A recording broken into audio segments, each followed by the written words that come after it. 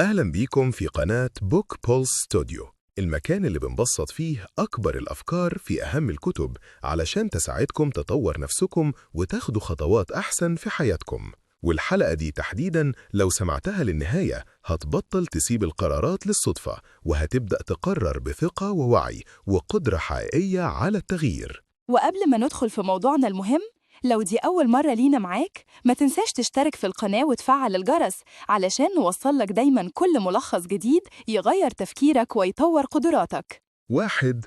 يعني إيه اتخاذ قرار؟ وليه مهم؟ خلينا نبدأ من الأساس. اتخاذ القرار مش أختار يمين ولا شمال ولا ماشي نجرب. اتخاذ القرار هو عملية واعية بتشوف البدايل، تفهم العواقب، وتختار اللي يحقق أفضل نتيجة بأقل مجهود وخسائر. كل مدير، كل قائد، كل أب وأم، كل طالب، كل واحد فينا يومياً بيمشي على طريق مليان اختيارات، والفرق بين حد ناجح وحد تايه هو جودة القرارات اللي بياخدها. والكتاب هنا بيوضح حاجة مهمة: القرار مش لحظة، القرار عملية كاملة فيها تفكير، معلومات، مشاعر، وقت وتحليل. 2. أنواع القرارات اللي بنواجهها. الكتاب بيقسم القرار لكذا نوع علشان كل واحد ليه طريقة تفكير مختلفة. 1. القرارات الروتينية، قرارات عادية بتتكرر كل يوم، زي مدير بيوافق على أجازة أو موظف بيختار ترتيب شغله. دي قرارات سريعة وما تحتاجش تفكير كبير. 2. القرارات غير الروتينية، هنا بقى اللعب الجد، موقف جديد محتاج تحليل، جمع معلومات، مقارنة ومخاطرة. زي قرار إنك تغير مجال شغلك أو تبدأ مشروع أو تطور نظام في شركتك، ده نوع من القرارات اللي لازم يتاخد بعقل مفتوح. 3.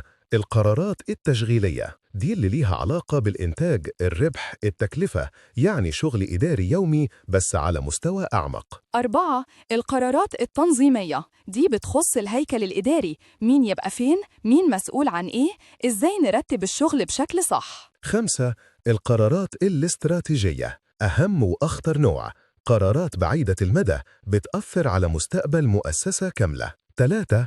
إيه اللي بيأثر على جودة القرار؟ الكتاب بيقول إن القرار مش بس اختيار، ده نتيجة عوامل كتير بتتحكم فيه. 1. بيئة القرار، لو في ثقة بين المدير وفريقه، لو في تواصل واضح، يبقى القرارات هتكون أفضل. لكن لو البيئة نفسها سلبية أو الناس بتخاف تتكلم، يبقى حتى لو القرار صح تطبيقه هيكون فاشل. 2. خبرة الشخص، الخبرة بتديك القدرة إنك تتوقع اللي جاي، تعرف تأثير كل خطوة وتتجنب الأخطاء اللي وقعت فيها قبل كده. 3. الوقت، أكبر عدو للقرار هو الاستعجال، لما الوقت يضغطك فرص الخطأ بتزيد. 4.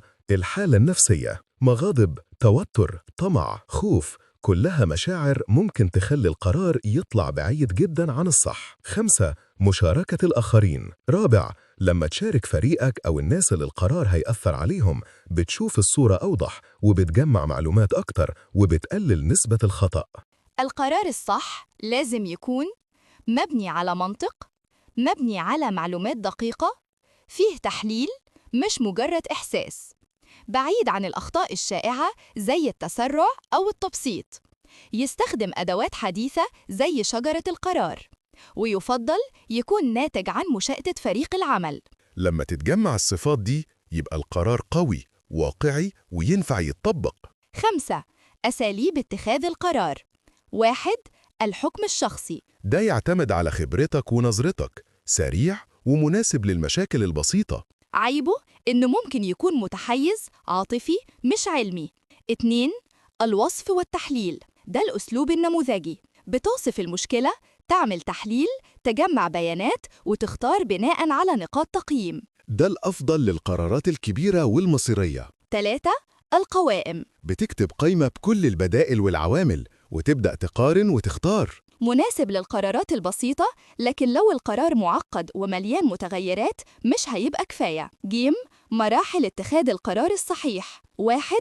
الإحساس بالمشكلة، لازم الأول تعرف إيه المشكلة اللي محتاجة قرار، لأن ساعات المشكلة مش اللي ظاهر قدامك. 2. تحليل المشكلة، تفهم الأسباب، نتائجها، العوامل، الأطراف، الوقت، الإمكانيات. 3. إنتاج البدائل. ما تختارش أول حل يجي في بالك، في دايماً أكتر من بديل ممكن يكون أفضل. 4. تقييم البدائل. هل ينفع يتطبق؟ تكلفته قد إيه؟ مخاطره إيه؟ نتائجه على المدى الطويل إيه؟ 5. اتخاذ القرار النهائي. هنا بتحط كل حاجة في كفة وتختار الحل اللي بيحقق الهدف بأقل خسارة. 6.